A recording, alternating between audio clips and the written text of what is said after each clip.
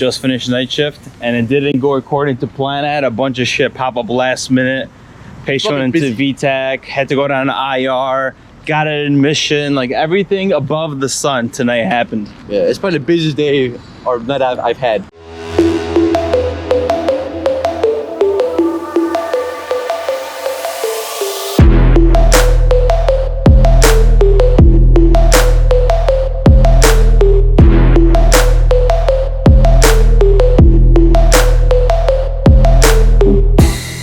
Hey, good morning, guys. So today we're gonna start our 3 in a row. But before we head into work, there's a few things we gotta take care of. We gotta go shopping and we gotta meal prep because we're not gonna have any time to cook in between our shifts. So let's see what Matt's doing. Matt, wake the up! All right, so Matt's probably up by now since we're causing a ruckus here. So I'm just gonna lay here and hopefully he takes care of the shopping and then I'll close my door and pretend like I'm not here. But nah, I'm just joking. I'm gonna go help him out. This is where we go shopping and do some meal prepping, huh? We are green friendly, environmental friendly, so we bring our own bags. So we're gonna do some shopping, and he loves LA, but we are not in LA, we're in Long Beach, but it's okay. And yeah, do some shopping, some veggies, some fruits, some meat. Some cold oats, oh, some chicken. And what else to find? We're hungry, so it's gonna be interesting shopping.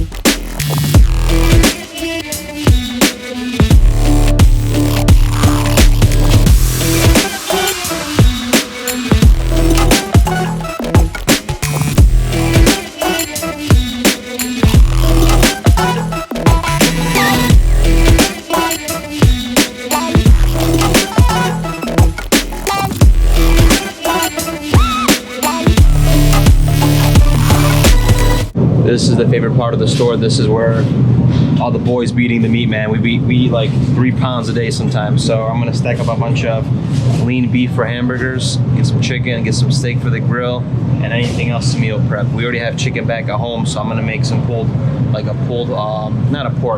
chicken with some Chipotle sauce. It's gonna be fire.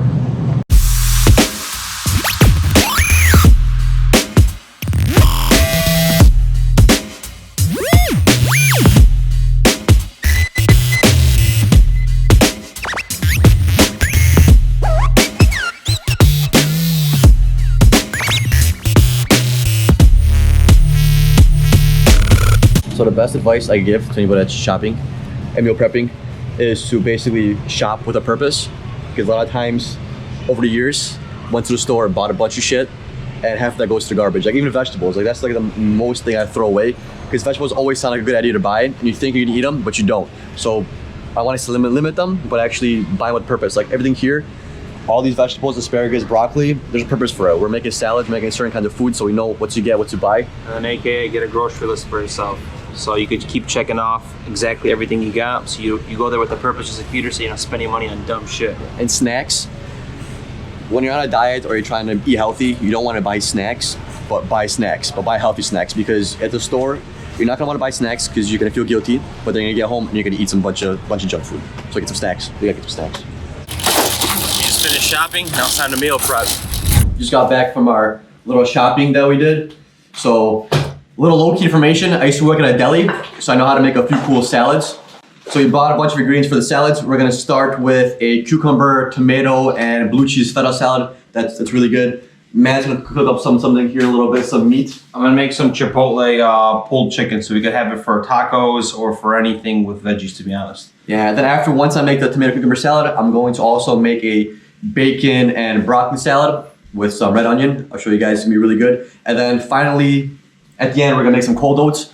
Those I'm gonna make last because they gotta sit in the fridge for overnight, so no rush with that. We're not gonna eat those today, obviously. And yeah, so we like to cook in bulk. We work for the next 3 days, so that's how we do things around here. Save some time, save some energy, get some more sleep. This is how a crib looks with a bunch of dudes cooking, man. The word on the street is that women like to cook and make good food, but I think men make amazing food, and me and PD are one of a kind. All right, fam, nurses, this is gonna be a quick little salad that you can make very easy. It's pretty healthy. Cucumbers, red onion, some feta cheese, some blue cheese, and these cherry tomatoes. So what I did with these cucumbers is I took out the inside, the seeds, because if you don't do that, the salad gets real watery and it just kind of turns like into paste, into mush, especially with the cheese. So you want to get rid of the seeds and the inside of the cucumber. And then red onion works better than regular onion just because it tastes a little bit better for the most part. So red onions, cucumbers, cherry tomatoes. The cherry tomatoes, it's recommended that you get red, but I like these ones because it's for fall. A little bit of orange, a little red, different kind of variation. So just start with the onion. Of course, you need a bowl, and then some kind of oil. Oil you don't necessarily need, it just depends. I like the oil because then like the cheese sticks to the vegetables, and it just kind of tastes better. You know, gotta kind of pick out the cheese if you want more cheese. So we'll start with this onion here. I think I'm in a cooking show. So while Peter's making a salad, I'm gonna make some overnight oats.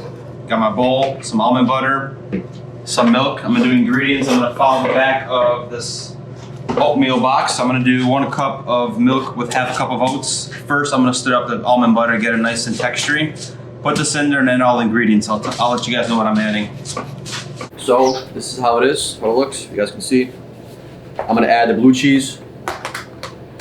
Yeah, I'm using my hands. Everybody relax. I'll wash them, chill out, they're clean. If you wanna use a spoon, go use a spoon. Don't tell the government. Yeah, but yeah, we're not selling this, so we don't gotta go through FDA regulations here. So the place is a disaster, and we have barely any time to clean because we have to go to work. But this is the finished product. We have overnights for like 3 days, 4 days. We made some hamburgers for now before work. Peter's delicious salad. I already tried it, tastes good. Got some steak for later. And then we made that Chipotle pulled pork, pulled chicken, I should say. And we're set. Time for work. And we got enough food for a couple days. Just washed my face, took a shower, changed, so I don't smell like a fried steak. Now I'm gonna go pack myself for work.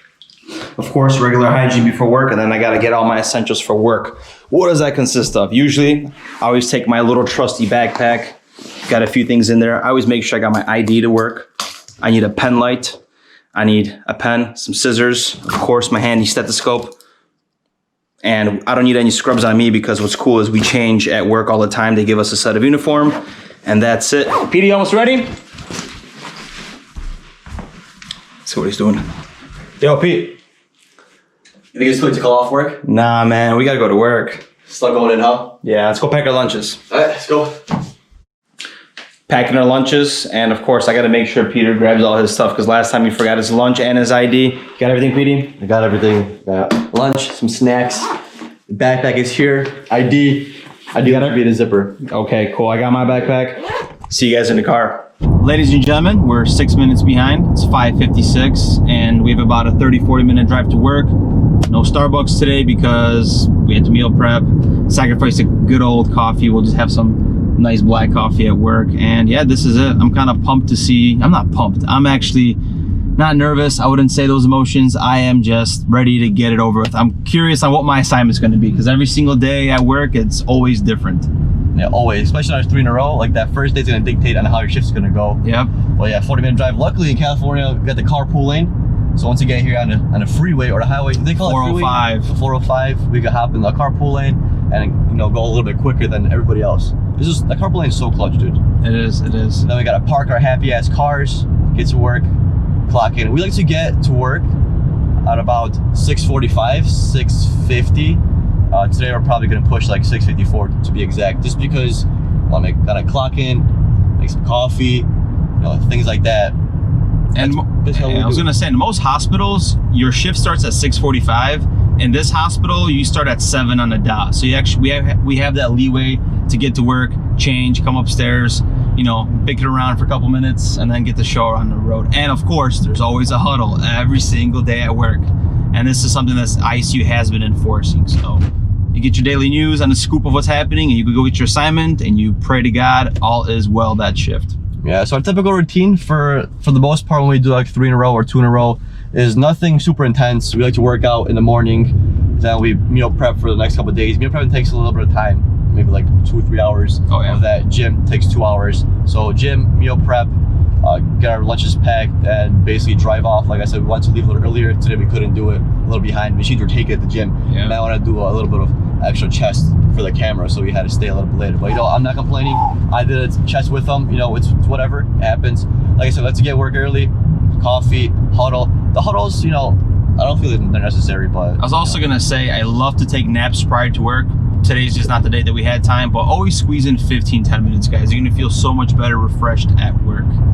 And that's no social media too. Like, put your phone down, don't watch TV, just close your eyes, just relax, because a lot of times you get eye strain if you look at the TV for too long or your phone. So just close your eyes, because sometimes when you get to work, you have some downtime, and then you're looking on your phone during that downtime, so like eyes are even straining more. it starts twitching. Yeah, or sometimes you even get bored. You're like, I already looked through all of Reddit, I already looked through all this, and then you just bored and miserable. When you get more tired, you start getting cold, and you want a blanket, then you get more sleepy. It's a whole slew of shit when you don't take a nap before work. And it's cool because like with the whoop ends too, at least for me, for the most part, I feel like I have a higher recovery on that day, because we tried to kind of kick it back a little bit more the night prior, so nice and relaxed.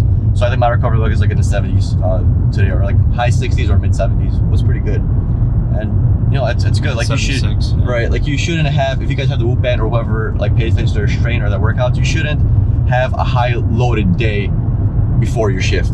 You could work out heavy in the gym. We're not saying that, but We have done it.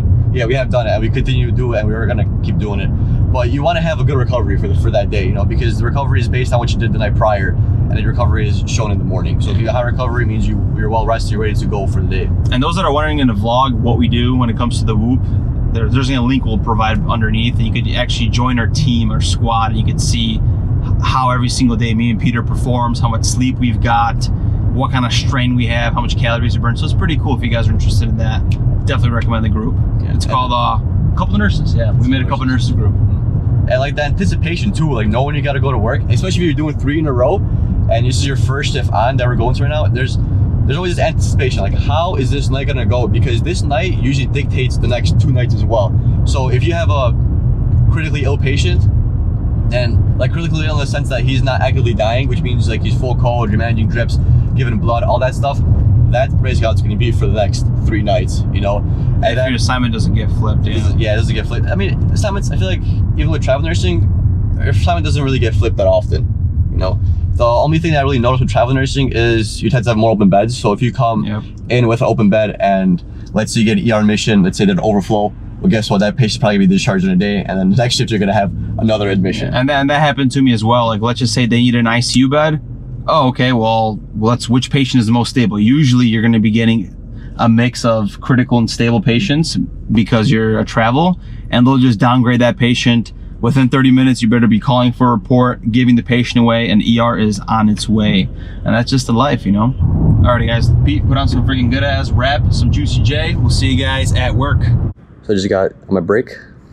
Not too tired, so I'll probably nap for the last half hour. But in the meantime, I want to go over not only how I transition to nights, but a little bit of my schedule when I do get into work. So usually I get to work around 6:45, 6:50 p.m. Usually we have like a huddle, so I usually get a report around 7:05, 7:10. Then after the report, first thing I always do is look at my labs, maybe read the most recent doctor's note. That usually takes me maybe like half an hour to anywhere to 45 minutes, sometimes an hour. If nothing acute is going on, then I would go assess my patients. Usually I would assess and then give their meds, so I would go in their room twice. Sometimes nurses want to assess and give meds at the same time. That's fine, it's not a big deal, but usually I assess my patients, both of them. Then I look at the meds that they gotta get, and then I go back into rooms, give them their meds. Just because the assessment itself probably takes like an hour total, and then technically you're supposed to be in the room in ICU every hour, so it's not a bad idea. So usually I assess, and an hour later I'll give their meds. After that, usually I would probably look at some more notes, see what else I have to do, is there any blood to be drawn, kind of see what their goals are for care, and slowly start knocking out tasks. Usually I start charting maybe like around 10 p.m., 10:30, 11 if it's busy. Usually around midnight, I try to check my drips, make sure that there's plenty of medication left in them. Over here, labs are ordered for 4 a.m. Usually I draw them anywhere between 2 and 3. Of course, it's a timed lab. It's either going to PTT or an INR that's specific to a heparin drip. Obviously, I can't draw that early, so sometimes I would just draw all the labs at 4 or even at 6. But I try to at least get my lights done sooner than later. Let's see. Usually, I try my baths before midnight. Obviously, if the patient is awake and aware, that way I can just leave them alone, have them sleep throughout the night. But for more of the sedated, intubated patients, usually I would do a bath later on at night, maybe like 4 in the morning, just so they look more presentable for day shift. And of course, you gotta do the turns Q2. If I have an empty bed, usually I go on a break early. They just send me out like 11 o'clock because they're first to get an admission. So I like to set up my rooms for the admission prior to them coming. So as soon as I have an empty room, I don't wait to make sure I have an admission before setting up the room. I just set it up right away in expectance of an admission. I mean, that's pretty much it for my routine, because rest in between, it's charting and just kind of managing pressures, managing drips. So it doesn't seem like too much, but the in-between work is a little bit more hands-on, a little bit more busier. Of course, every hour you got to empty the Foleys. You got to check eyes and nose every hour. Blood sugars, if they're on tube feeds, you check it, at midnight, then again 6 in the morning, Q6 hours usually. I like to get my wounds done when I do my bath. So if I have wound care and dressing just has to be changed once, usually I'll do that with my bath. Just because, usually somebody there helping you turn them anyways. And if they have pressure ulcer or narcotics, it's a lot easier for them to be turned with some help. If meds are scheduled for like 7 p.m., 7:30, I usually just go ahead and give them like at 6 o'clock, 6:30. Even if there's meds due at 6, I try to give them an hour early. That way, if you're tying up some loose ends or something's going on right before change of shift, you're not stressing over, hey, I gotta pass these meds because they're due at 6 or they're due at 7. So usually my morning meds, I tend to pass them an hour earlier than the due time, which is okay. You have an hour before, an hour after the actual hour of the medication dosage time, you could say. Yeah, that's pretty much how my day goes. So I wanted to show you guys my awesome meal that I'm eating. Some steak, sweet potatoes, asparagus, that awesome salad that Peter made. On my 15-minute lunch, so I'm not going to talk for too long. And work's been good. So if anybody's wondering how a routine starts for a nurse, for one, it's probably sometimes always going to be different, right? Depends on what happens. So for example, usually I get to work, I would love to have 2 patients normally, and I would get a report. Then I would just kind of, after report, read all my notes, read all my orders, look at the meds, and start my shift. And usually you assess 3 times a shift for ICU, so 8 o'clock, midnight, 4. I like to do my baths before midnight sometimes. It just depends what happens. Like for example, today, right? I'm supposed to have a 15-minute lunch or a 15-minute break, and then I'm supposed to have a 1-hour lunch later in my shift, but we're short-staffed, so we're only doing a 30-minute lunch. So it all depends on what's happening in the day. Sometimes you'll get to work and you'll have only 1 patient, and you're gonna get one from ER. So sometimes it becomes a shit show because you're scrambling to find out about your first patient. ER rolls in, you better start preparing, the bed, you better assess the patient and do all that, labs. So like every single day as a nurse, like things will be different. It's beautiful because you will never get bored, but it has struggles where sometimes when I'm walking into work today, for example, it's my last shift of the week, I would love for it to be nice and calm where I have 2 patients, both are stable. I do my little routine just like I told you guys, get to work and, have them every day, but it's never like that. For example, today, I got a patient. They're both pretty decent. One was an ER that I got admission. Other guy is stable, so ER needs some beds, right? Well, they're going to downgrade my patient because he's stable. He doesn't need to be in the ICU. I transferred him out actually now, and I'm going to be waiting for an ER in the next 2 hours or so, or an hour. Depends when they clean the room and stuff. So it's like things are always changing and things are always in motion with nursing, and that's the beauty of it, right? Living life on the edge. But anyways, I'm going to go enjoy this food. Just finished night shift, and it didn't go according to plan. I had a bunch of shit pop up last minute. Patient went into VTAC, had to go down to IR. Got an admission, like everything above the sun tonight happened. Yeah, it's probably the busiest day or night I've had. It's actually second. That one time I got 4 patients, that was busy as been. Today was the first shift. Me and Peter worked side by side, and we barely seen each other. Yeah, you giggle a little bit. Yeah, we giggled through the mask. You know, hey, what's up, man? And that's about it. Helped me with the turn. Other than that, it was freaking business as usual. And we're about to go home. Maybe they'll put us together again. Maybe we showed that we were a good teamwork. team member. Good teamwork. Yeah. Didn't socialize teamwork, man. School. If you socialize, socialize. to separate you. Yeah. We didn't socialize a lot, so they're probably gonna put us together. They're gonna bring us together. Yeah. Yeah. I think that might happen. They probably don't talk a lot. They drive together, they live together. They probably talk a lot at home, but when it comes to work, they don't like straight. Oh. But yeah, we're about to go to sleep for a couple hours and start our day up. We got a meeting to take care of first. I'm still hoping for a day off. I've been waiting for a day off for the past 2 years. Having a day off in 2 years. Even when I had my bar section, I still haven't had a day off. I was working mentally. Alrighty, guys. Where's my shoes? We are going to drive home and go to sleep. If you don't clean this up, I'm gonna put a rectal tube in the morning to clear you up. So instead, doctor came in. She wanted an NG tube in. Man, was that a freaking pain in the ass.